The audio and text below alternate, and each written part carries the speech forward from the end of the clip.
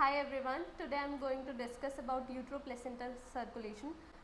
When there is maternal uterine circulation, blood flow between the maternal uterine circulation and the fetal placental circulation.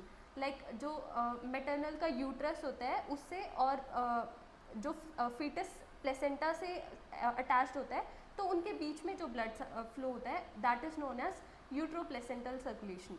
उससे क्या होता है जो placenta होता है हमारा उसके थ्रू हमारे एक्सचेंज होता है of the gases of the nutrients of the waste material and many more things and many hormones as well will study further. So what is placenta? Placenta एक टेम्परेरी हाईली वेस्कुलर ऑर्गन होता है जो develop होता है from both maternal और foetal tissue, दोनों से develop होता है. Placenta has two membranes, one is amnion and the other one is chorion. The amnion is the one which lies outside and the chorion is the one which lies inside. So there are two components, one is the fetal part and other is the maternal part. When it comes to the fetal part, it is known as chorion frondosum. It is formed from the trophoblast and the chorionic villi. And the other maternal part, it is known as decidua basalis and which is a modified part of the endometrium of the uterus. Now when it comes to the functions of placenta, first function is respiratory functions. In the respiratory function it comes ki there is exchange of oxygen and CO2 between the mother and the fetal blood. The placenta helps in the exchange of oxygen and CO2 between the mother and the baby. The next function is nutritive function.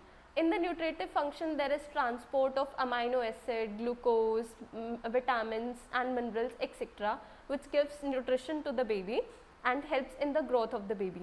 The other function is excretory function. In the excretory function there is excretion of the fetal waste material like urea, uric acid, CO2. CO2 is also a gas but it is a waste material. So in the excretory function also placenta helps in it. The other function is endocrine function. Like placenta secrete many hormones as we know, like HCG which is the first detected hormone in the pregnancy, and HCG it helps in maintaining corpus luteum. The other hormone is progesterone.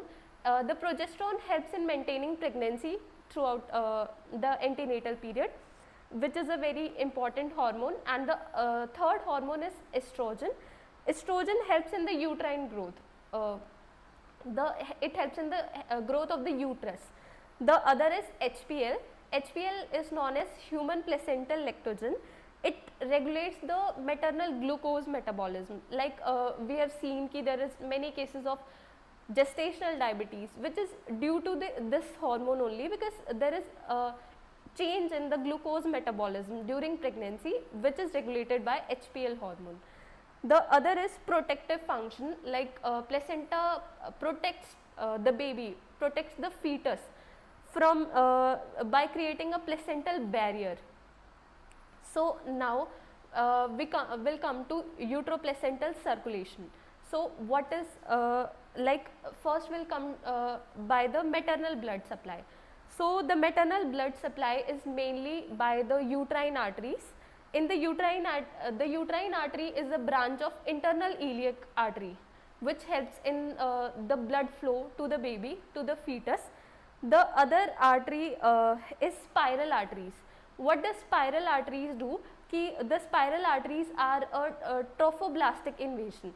Like they invade the trophoblast and they have low resistance and they have high capacity vessels. Like they can hold higher capacity blood which will flow to the fetus, and they have low resistance, so the flow is easy, like there is no resistance in the blood flow. When there is change in these spiral arteries, when there is any change in the spiral arteries resistance, so it can lead to uteroplacental insufficiency, means the blood flow to the fetus would not be adequate up to which is the normal.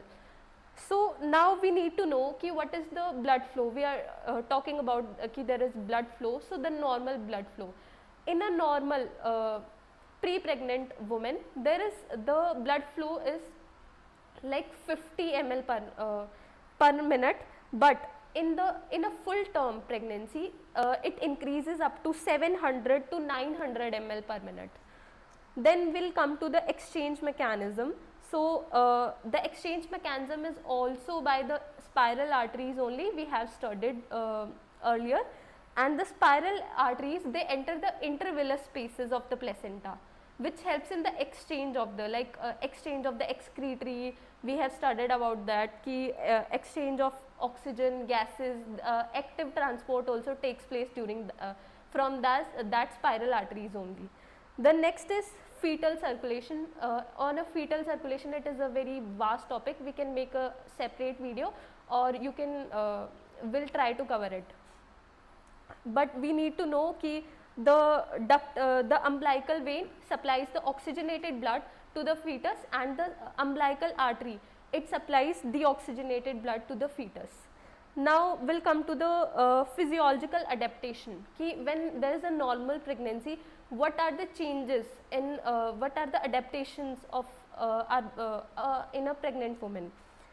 So there is increase in the placental surface area, as well as vascularization increases, like it is more vascular, the placenta has more vessels, it is a vascular structure which helps in the good blood flow to the fetus. Then to facilitate the diffusion, like we have seen the diffusion of gases like oxygen and CO2, there is a placental membrane. The placental membranes become thinner, due to which there is a good diffusion of gases. The next is the maternal cardiac output, like the maternal heart will the heart of the mother will also work to supply the blood flow. So the paternal cardiac output increases up to 30 to 50% of the previous cardiac output in a pre-pregnant woman. So these are the adaptations of normal physiological adaptations in a pregnant woman. Then then now we'll know about uteroplacental insufficiency. Now we have studied about what is uteroplacental circulation, but what is insufficiency? Insufficiency means there is no normal blood flow. The blood flow is cut down, or it is lesser than the previous one in the normal one. So it can be one we have studied earlier due to spiral arteries, when the resistance increases, it could be the one reason. The second reason would be we have seen that there is trophoblastic invasion for the blood flow. When the trophoblastic invasion is inadequate, means there is it is not getting invaded up to mark. That could be the reason. The other reason could be due to placenta previa or placenta accreta could be one of the reason, or there could be placental infarction or calcification. These could also be the reasons. Now we'll see the causes, etiology or causes of uteroplacental insufficiency. So in the etiological factors, firstly we have maternal causes: hypertensive disorder, preeclampsia, chronic hypertension, vascular disease like diabetes mellitus, anemia and malnutrition, smoking, alcohol or cocaine use, maternal hypoxia. Secondly, we have placental causes. In placental causes, we have placental infarction or calcification, placental abruption, small or aging placenta, abnormal placental implantation. Thirdly, we have fetal causes, which are multiple gestations and chromosomal or congenital abnormalities. So as we have seen, like there was a fetal cause known as multiple gestation. So in the multiple gestation, it is usually due to twins or triplets. When there are twins or triplets, so the blood flow automatically decreases to each of the fetus. So there is also a very good syndrome known as vanishing twin syndrome. You can read about it in broad aspects. It is like the one fetus, either the one twin or the maternal membranes or the placenta absorbs the other fetus. When there is inadequacy of blood flow, so the other fetus get vanished and there is only a remnant left out of it. Then we have other risk factors. The risk factors could be like maternal age is higher than 35 years. There is preeclampsia. Preeclampsia or eclampsia in the hypertensive mothers, it is commonly seen with the vanishing twin syndrome only. Then there is smoking or drug abuse could be one of the reason. If there is any previous history of intrauterine growth retardation, it could also be the reason, or placental or cord abnormalities could be the reason. Now we'll discuss about the pathophysiology of uteroplacental insufficiency. When there is due to the etiological factors, we have seen there is decreased maternal blood flow, due to which the fetal blood flow also decreases, and it leads to fetal hypoxia. The fetal hypoxia leads to metabolic acidosis in the fetus, and due to which there is a brain sparing effect. We have seen ki like all the due to decreased blood flow, the body will try to give the blood, fetal blood, to only the vital organs like the lungs, brain. So this is known as brain sparing effect, means the whole blood will go to only to the vital organs, due to which the brain will be normal but the other body parts will be abnormal. This is known as brain sparing effect. Due to chronic hypoxia, it can lead to intrauterine growth retardation. There can be oligohydramnios. Oligohydramnios means there is decreased amniotic fluid. Then there could be abnormal fetal heart rate and fetal distress. Then we comes to the clinical manifestation, like how can we diagnose it? What are the symptoms we'll see in the female? So first is maternal symptoms. Maternal clinical manifestation, there will be decreased fundal height when we'll do the palpation, when we'll do the antenatal assessment of the mother. There would be decreased fundal height up to the gestational age. What would be the normal, usse kam hogi. Then the second one is decreased fetal movement, that could be felt by the mother, ki how many times the fetus is moving. It would be comparatively lesser than the normal one. Then there could be signs of hypertension, like we have seen ki there is a risk factor, preeclampsia or eclampsia. So hypertension is more common in these females.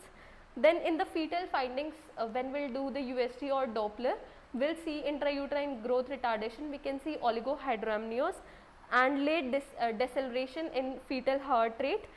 There could be fetal distress present, and there is a very good diagnostic criteria known as low biophysiological profile. You can study about it in the other video or in a next session. Then we comes to the diagnostic investigations. We can do we can diagnose it by USG, we can diagnose it by Doppler, known stress test, and what we have seen biophysical profile. Then we comes to the management. When about the management, we can do only the conservative management. The first is we have to turn when the mother is sleeping, she has to sleep in or she has to lie down in left lateral position, because in the left lateral position, when she lies down in supine position, the vena cava get compressed, due to which there is possibility of less blood flow to the fetus. So to compensate it, we have to advise the mother to lie in left lateral position. Then is we have to control the other underlying causes, like hypertension is the main cause. So we can give them drugs like labetalol or methyl dopa, etc. We have to manage the diabetes and anemia. Other symptoms means conservative management we can do. There is no like proper management for this disease if it happens.